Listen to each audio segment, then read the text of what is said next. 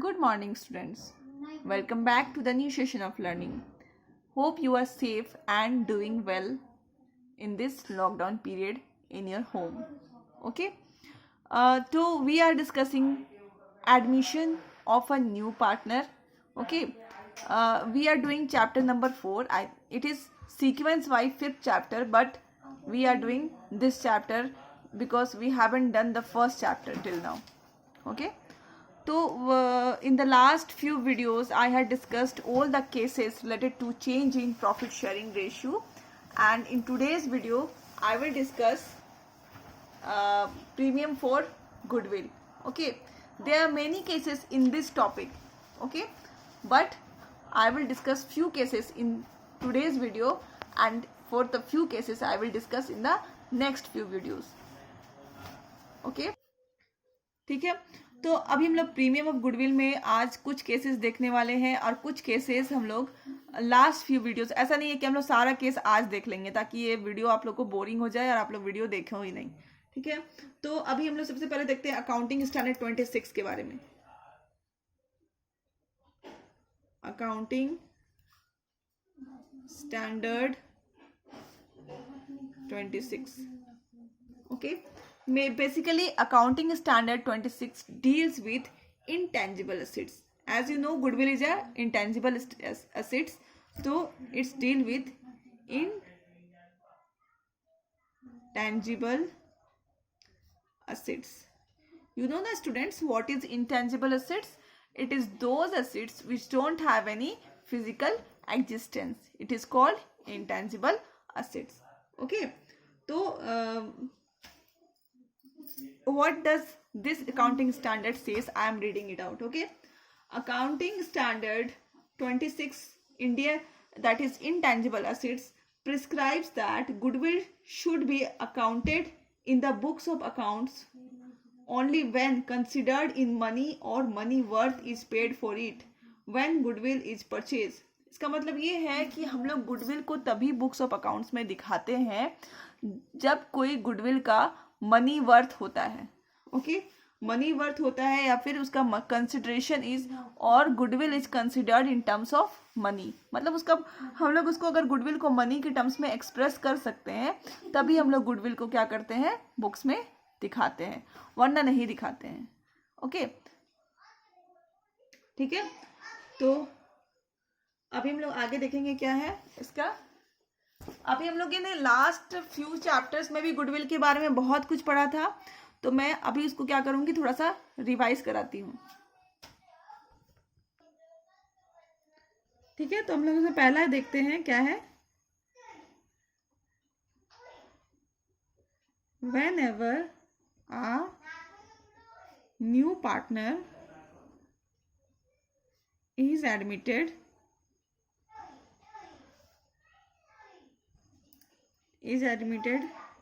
then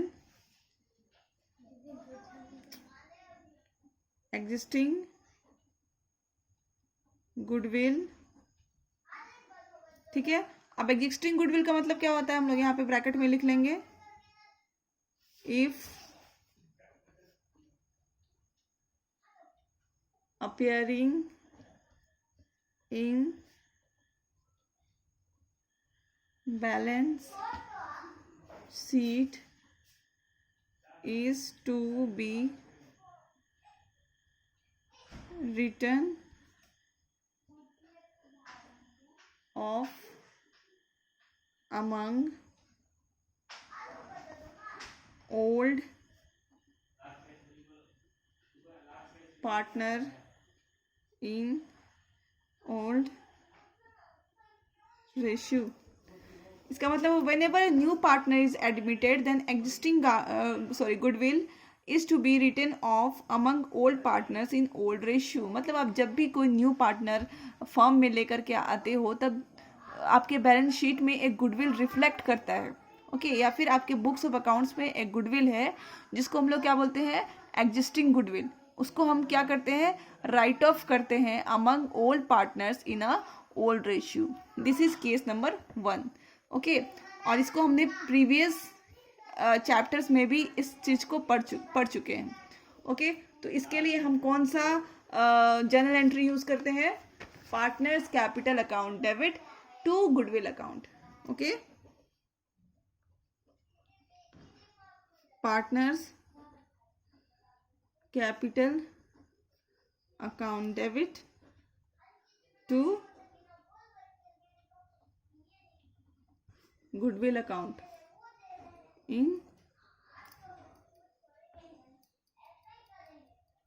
old ratio. Narrations लिखेंगे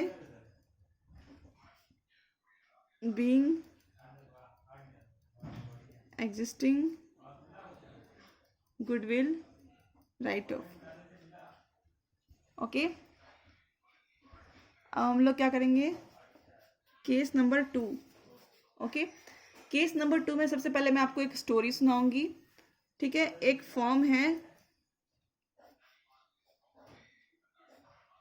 इसमें 2 partner हैं. ओके, इसका नाम राम है और इसका नाम रामू है. Okay, funny names. Okay, 2 partner हैं. ठीक है, तो एक नया पार्टनर आने वाला है, इसका नाम है मोहन. ओके, तो देखिए कहानी क्या होता है कि जब भी कोई न्यू पार्टनर आता है तब ये जो ओल्ड पार्टनर्स होते हैं ना, वो बहुत दुखी हो जाते हैं. क्यों दुखी हो जाते हैं? दुखी होने का कारण ये है कि इनका जो प्रॉफिट है वो इसमें भी बढ़ जाता है. मतलब इनको अपने हिस्से को सेक्रीफाइस करना होता है. ओके, तो इसीलिए यहाँ पे क्या हो जाते हैं, यहाँ पे वो दुखी हो जाते हैं. ओके, तो इनको क्या करना पड़ता है, सेक्रीफाइस करना पड़ता है.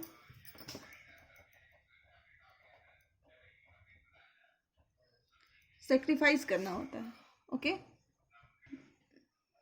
ओके, उसके बाद फिर यहाँ पे देखिए बात ये है कि ये जो मोहन है, जो न्यू पार्टनर है, वो हमेशा क्या होता है, इनके दुख को कम करने के लिए, ठीक है, इनके दुख को कम करने के लिए हमेशा अपने हाथ में 2 बैग्स लेकर के आता है.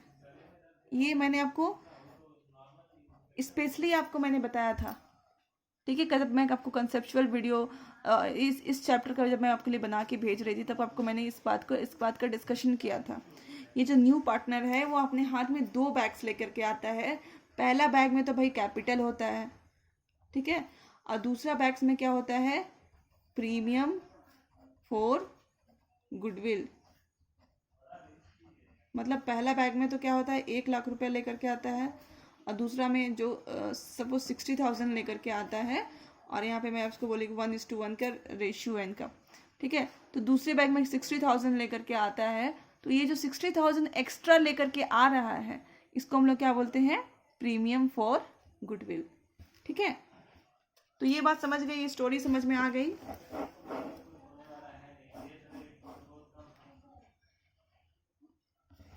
ओके, तो अब इसमें ये स्टोरी थोड़ा सा आपको माइंड में रखना होगा, और इसके बाद हम लोग कुछ केसेस डिस्कस करने वाले हैं. थर्ड है premium for goodwill.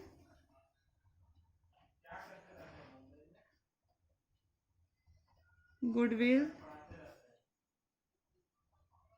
Is paid privately by new partner.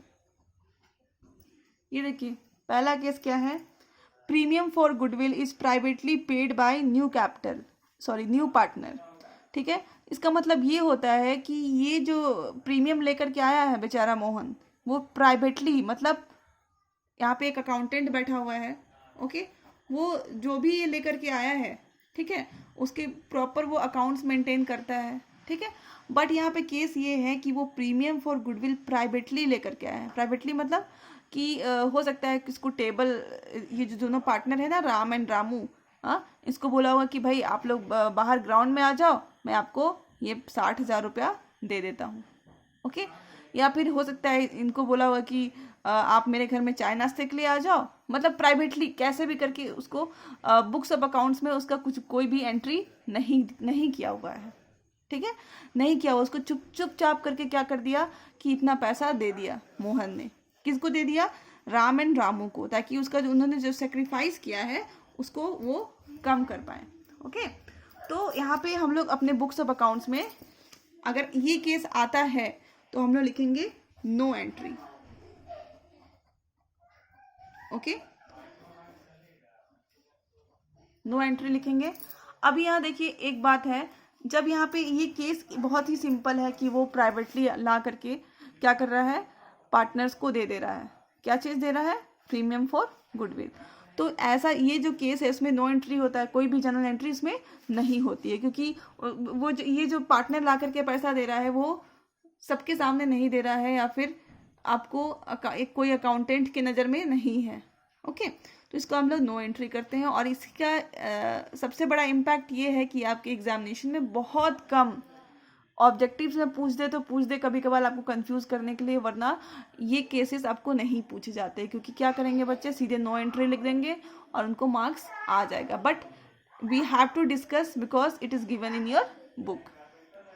Okay, अब हम लोग केस नंबर 4 डिस्कस करते हैं। केस नंबर 4 ये है कि प्रीमियम फॉर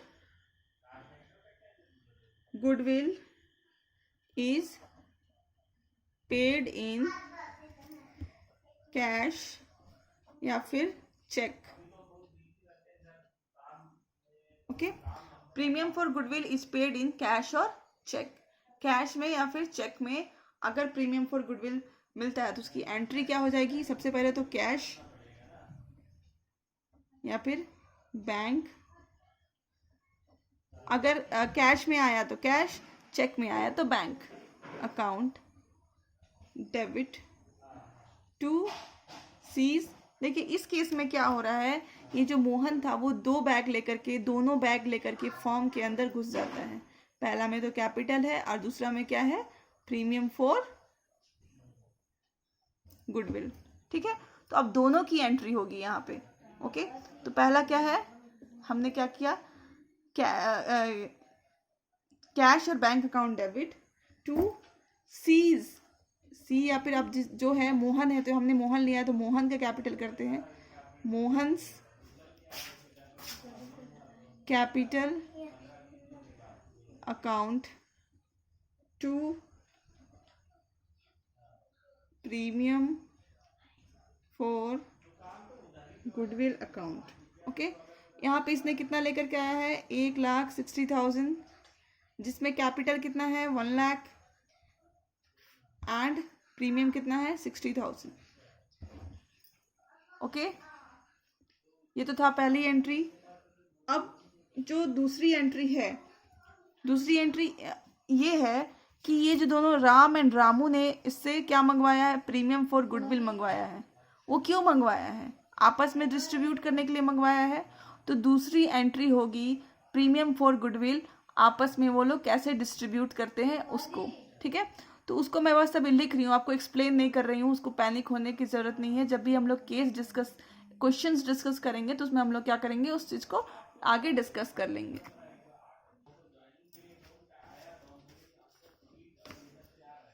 ओके, तो हम दूसरा क्या है,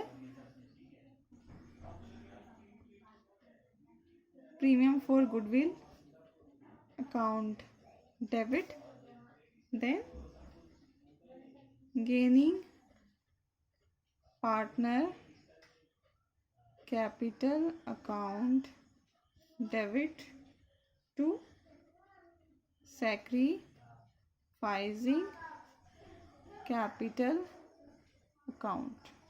Okay, so this is the second entry which we are going to do. Okay, and this narrations हम लोग लिखेंगे being premium for goodwill is adjusted among partner. Okay, this is narrations which we will write. Okay, so today we have discussed these 4 cases. Okay, the 4 cases related with this topic Hope you understood the topics well. And in the next video, I will come with a few more cases related with this topic, and then we will start solving questions and answers. Till then, keep learning, stay safe.